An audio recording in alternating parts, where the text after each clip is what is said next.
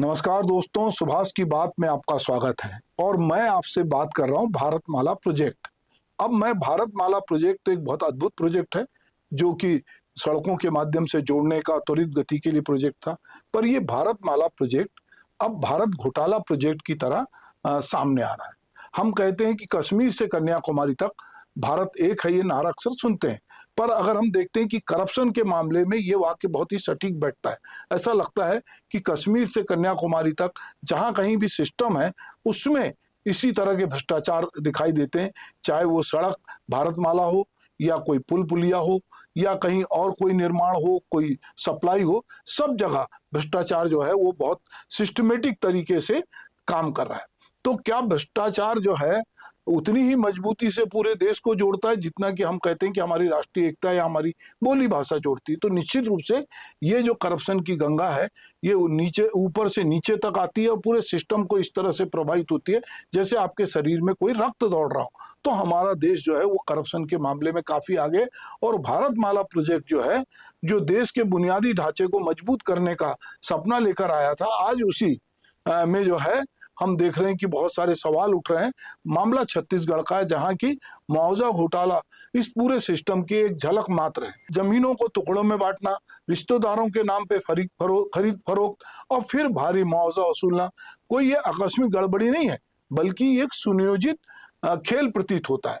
हालिया छापेमारी में जो ईडी है, प्रवर्तन निर्देशालय, उसने रायपुर, भिलाई, बिलासपुर, कोरबा, अंबिकापुर में जिस तरह से दस्तावेज और डिजिटल सबूत खंगाले, उससे साफ संकेत मिलता है कि मामला सतही नहीं बल्कि गहरे नेटवर्क से जुड़ा हुआ है।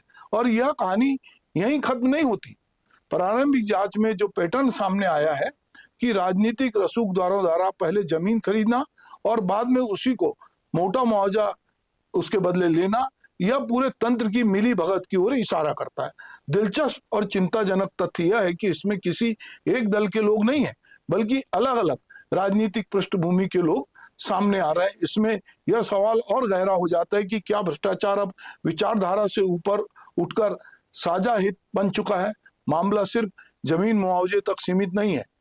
जांच की परतें खुलते खुलते दुबई कनेक्शन तक बात पहुंच गई है और अन्य घोटालों से भी इसके तार जुड़ते दिखाई दे रहे हैं। यानी विकास परियोजना के नाम पर जो धन जनता के हित में लगना था वह कहीं और खपाया जा रहा है। यह सबसे बड़ा सवाल आज यह है कि पारदर्शिता कहाँ है?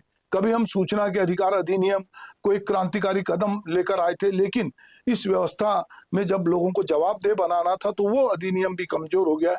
आज हालत यह है कि सूचनाएं हासिल करना मुश्किल होता जा रहा है और आवाज जो उठाता है उसकी आवाज को किसी न किसी तरीके से मैनेज कर लिया जाता है या दबाया जाता है। चुनावी व्यवस्था भी इस चक्र का एक अहम हिस्सा बन चुकी है। चुनाव इतने महंगे हो गए हैं कि बिना भारी फंडिंग के इसको लड़ना मुश्किल है। यह फंडिंग कहाँ से आती है?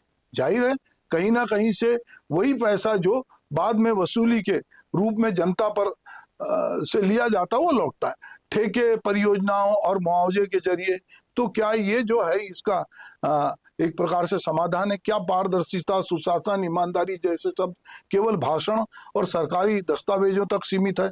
सच यह है कि समस्या केवल किसी एक परियोजना या राज्य की नहीं है।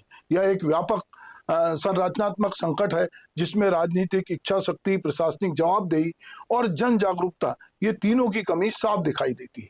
भारतमाला प्रोजेक्ट का उद्देश्य देश की सड़कों को जोड़ना था, लेकिन इसी प्रक्रिया में भ्रष्टाचार की परतें देश को जोड़ने लगे तो यह विकास नहीं, विडंबना ही बन जाती है।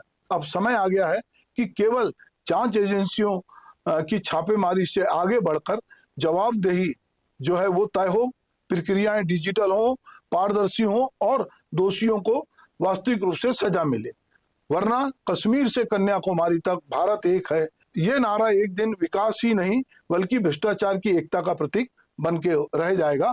और हम देख रहे हैं कि तमाम एजेंसियों की छापेमारी कार्रवाई के बावजूद ये जो परत दर परत मामले निकल रहे हैं, तो ये एक भारतमाला प्रोजेक्ट होगा। ऐसी बहुत सारी मालाएं होंगी, जब पिरोएंगे तो एक बड़ी भ्रष्टाचार की माला में तब्दील होगी। नमस्कार।